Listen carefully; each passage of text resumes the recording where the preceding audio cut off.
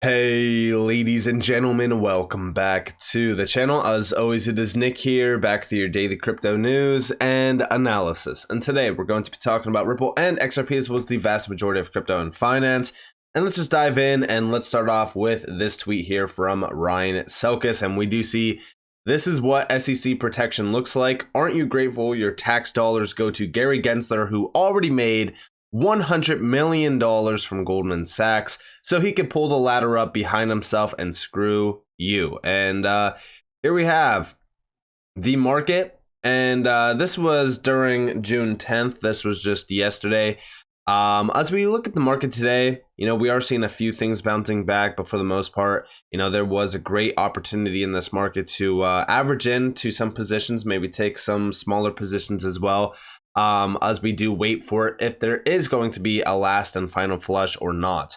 But nonetheless, yes, the damage is done by the SEC is absolutely ridiculous. The XRP lawsuit initially was a $15 billion problem that the SEC caused. And then from there on out, I would argue it's probably in the hundreds of billions of dollars worth of damages done to the same individuals that the SEC are saying that they're trying to protect, which is all nonsense if you know. But nonetheless, as we do see damages done price-wise, which I know to some people is the most important thing, we still see the XRP ecosystem expanding rapidly. Shout out to XRP_Crow for this, but we do see amidst the challenges in the crypto world, the Ripple versus SEC legal case, let's recognize the growing strength and development of the XRP ledger ecosystem. And yeah, there's 300 plus use cases and also projects. And this continues to expand. And then also outside of this, right? Ripple. I mean, Ripple has been expanding forever now. And recently, with the acquisition of Medico, which was a $250 million acquisition, as well as them expanding into other areas of interest, like tokenization, which I've said is a possibly even $100 trillion plus market. I mean, what we are seeing here is in the US, yes, things are being stifled, things are being targeted, things are being harmed. But the problem is that outside of the US, it seems as though nobody cares.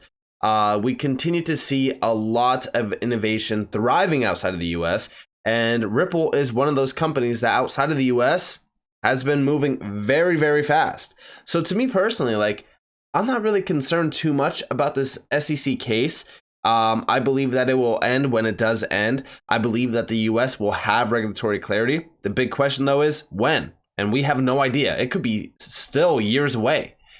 But it's the big question is, when is that really going to happen? And, currently speaking, I don't like to get political or anything on this channel, but if we actually look at politics, it seems as though the Democratic Party, and I'm not saying that's just the Democratic Party because there's a lot of Republicans that are also anti-crypto, but it seems as though with what we have right now in the US, it seems like there's a big push for anti-crypto.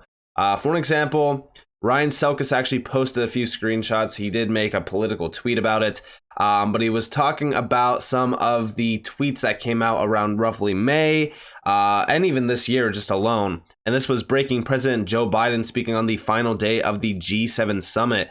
I'm not going to agree to a deal that protects wealthy tax cheats and crypto traders while putting food assistance at risk. And then also, Elizabeth Warren building an anti-crypto army. And then also, here's Gary Gensler, SEC Chair Gensler says crypto frenzy is rife with hucksters, fraudsters, and scam artists. And then last but not least, of course, from March, Barney Frank, regulator shuttered Signature Bank to show crypto is toxic. There was also a lot of things happening around a few areas in the world as well that were needing assistance and getting denied that assistance due to them being pro-crypto. I mean, honestly, what we are seeing right now isn't so much an attack on crypto, but they're creating this narrative around crypto on how they will never use it. Crypto is a scam. Crypto is this. But we all know, if you've been in this market for a while, we all know that they are pro DLT. They are pro crypto, especially utility tokens. We know that at some point in time, crypto will be integrated into the entire global financial system and also global systems alike. So if we actually look at that, to me personally, I think a lot of these articles and this idea around how crypto's some scam, like everybody that's in crypto's a scam artist, blah blah blah. It's all a nonsense narrative to make sure that people stay the hell away from crypto. And see, that's the thing. Like, if you can withstand all of this noise and withstand the market doing these, massive up and down pushes until we see regulations, then you will make it. And remember, I've said it time and time again in the past that, you understanding the true utility tokens, understanding where these tokens will be utilized, and also understanding where we are headed while, the US government, mainstream media is telling you to stay the hell away from crypto, then guess what? You are ahead of, I would argue, like 95, maybe it might even be more. I've always said 99% because the numbers are so vast. But you are ahead of so many people. And it's a very large percentage of the global population because they don't want to be in crypto. They're trying to stay away from crypto because that's what the mainstream media is pushing. So currently speaking, I think a lot of this is just nonsense. And, yes, I do think that the SEC has caused quite a bit of damages, and they will only continue to do so. I even said this over on my Twitter. I said the damages the SEC has caused to retail investors is absolutely appalling. It is abundantly clear that they are not here to protect us. This game won't end until someone pulls the plug. The question is, how much damage will be done before that happens? And yes, I do think that, we're not out of the water yet. I think that we will start to see, a lot more damage done by the SEC until this actually ends. And, it's going to take years. I say it all the time. It's going to take years until we have full-on regulatory clarity around the space. 2025 has been the target for a little bit of time. And by the way, I'm not saying XRP, right? Like XRP can have regulatory clarity at any moment in time. But what's going to happen from here on out is we're going to start to see a lot of appeals. We're going to see these cases drag on for a while. The Ripple versus SEC case, we don't know when that's going to end. A lot of people have hopes on the 13th. We don't know, right? We have no idea. Those dates, until it actually happens, I don't get caught up in the noise. Because we've been hearing about, a settlement for so long, a clear Ripple win for so long. And, it's so easy to kind of get caught up in that idea of like, oh, I'm going to have my, site set on this date. I'm going to mark it on my calendar. I'm going to wait for it. And then all of a sudden, guess what? You wait for it. And guess what happens? Nothing.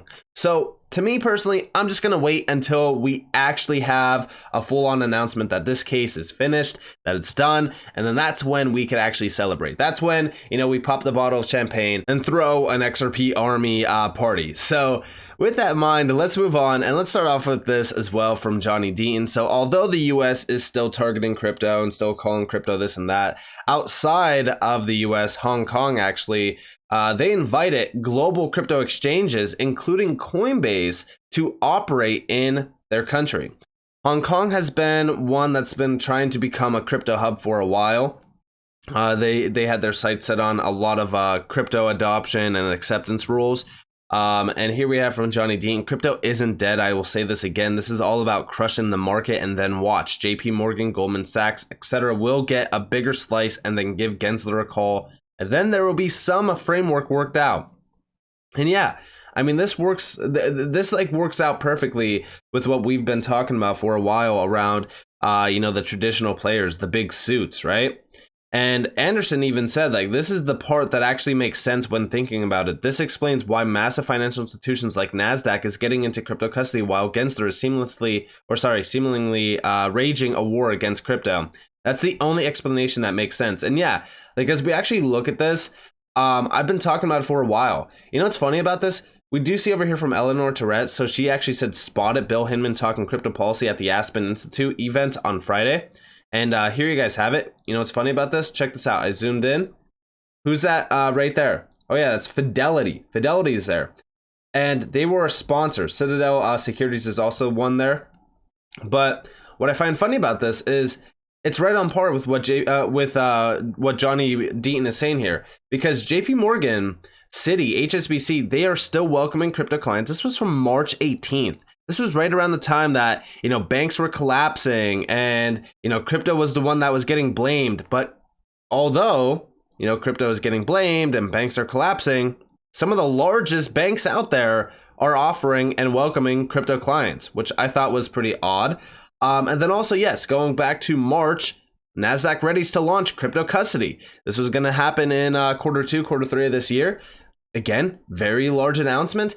And then also, here you guys have Fidelity. This is what I was talking about. Fidelity, $4.5 trillion asset manager Fidelity offers Ethereum custody and trading to clients. They were going very large on custody, and I still think that they are trying to do a lot more around that space. But then also, recently, Medico and Ripple, crypto custody.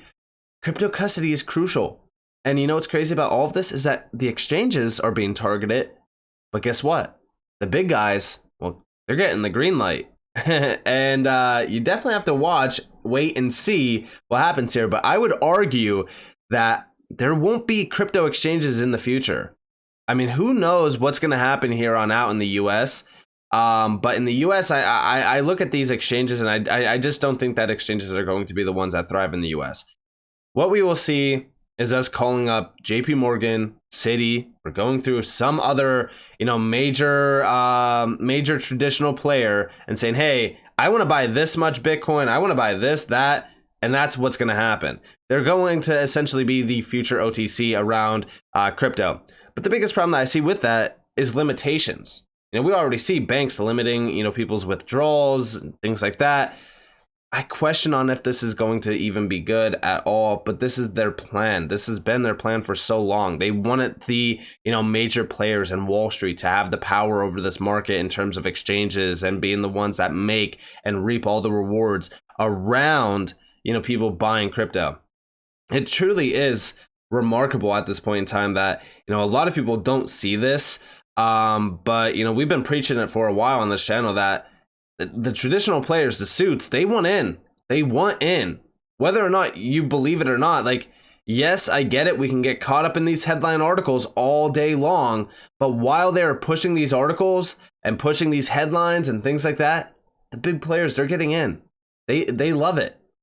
Right? And you know what's crazy? There was a video talking about Jamie Dimon manipulating the market to buy Bitcoin. It was saying like, oh, if you work at JP Morgan and you're buying Bitcoin, you will no longer work here. You will be fired. I don't want any Bitcoiner. I don't want any crypto, player working for me. But guess what? Jamie Dimon was buying Bitcoin at that same exact moment. These are the things that happen around this market as they are telling you not to buy and as they're telling you that this market sucks, that it's all filled with, scam artists and fraudsters, crypto is this, crypto is that. Well, guess what? They're buying.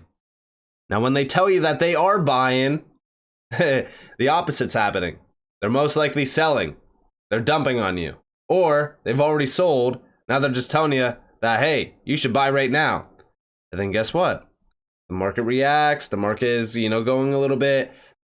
We see it all the time. We see it all the time, right? Like, these are the players that are manipulating the game. And it's a big deal. It's a big problem. But hey, that's how this market plays out.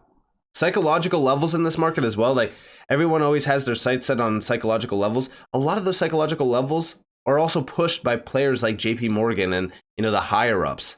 It's kind of comical. But then also, last but not least, Stuart Alderati, Chief Legal Officer at Ripple, posted this. The SEC issues stop orders blocking registration statements when they're untrue. One that says, I'm not registering as a broker-dealer, a securities exchange, or an ATS because I'm not trading securities. Should have been blocked if the SEC believed that statement was untrue. I mean, how comical is this? Like, in my opinion, the SEC has been digging themselves into a hole that they just won't be able to climb out of.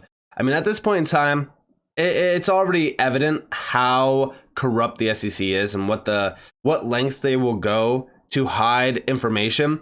I remember them changing wording on their website recently when a lot of things were getting uncovered around the SEC and what they were doing. I mean, this is an agency that is supposed to be here to protect the retail investor, and also an agency that's been around forever now, protecting people. But I think that now more than ever, we know that is just not the case.